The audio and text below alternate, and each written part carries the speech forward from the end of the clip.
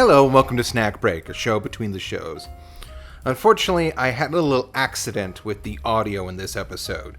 My rig started catching the mic from my camera and my dedicated microphone, blending it all into a single track, creating a very unpleasant echo reverb effect that I was not able to fix. However, I still want to talk about these TCHO bars, TCHO, because aside from the taste, which was fine and all, considering, I'll go into that a little more, what I was really surprised about was the aesthetics of the product.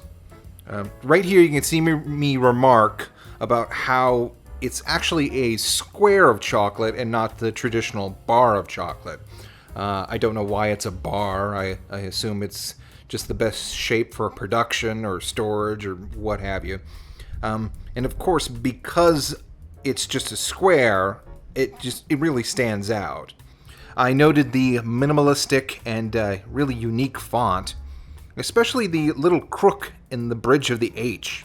I'm still not sure how it's pronounced, but I think it's TCHO. I think of it because of something I caught later while reviewing the footage. Apparently this is the motto of the candy. I pointed out the lowercase lettering in the flavor of the bars, which I guess would get on a lot of English teachers' nerves. Also, it's got all the business up front. Apparently this is fair trade chocolate, which means that, unlike, Nestle, they don't underpay their foreign workers and steal entire reservoirs of water from desperate towns. Dark topics for dark chocolate. I mentioned this in another video, I think, but I wasn't sure at which point something was considered chocolate in the United States. I know that the cocoa content is much lower here than it is in, say, Europe. But this is definitely some dark chocolate, at like around 62%.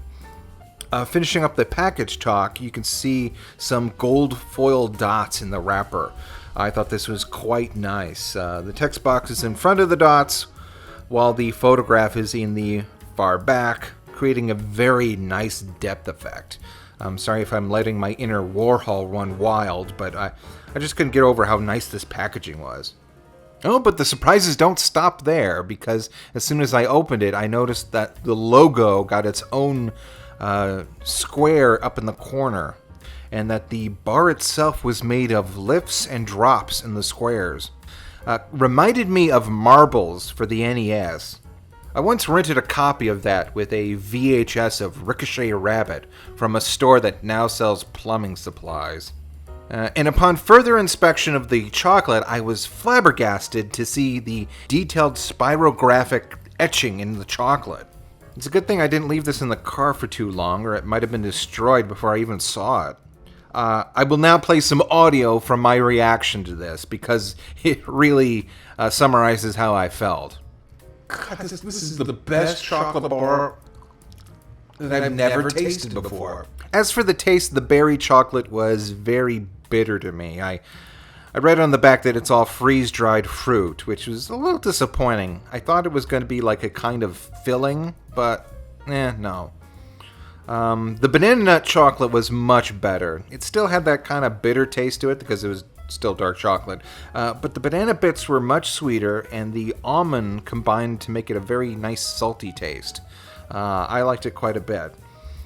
At first, I thought the chocolate was starting to get that weird waxy film that older chocolate gets, but it was just the banana, which I guess is easier to see through the chocolate.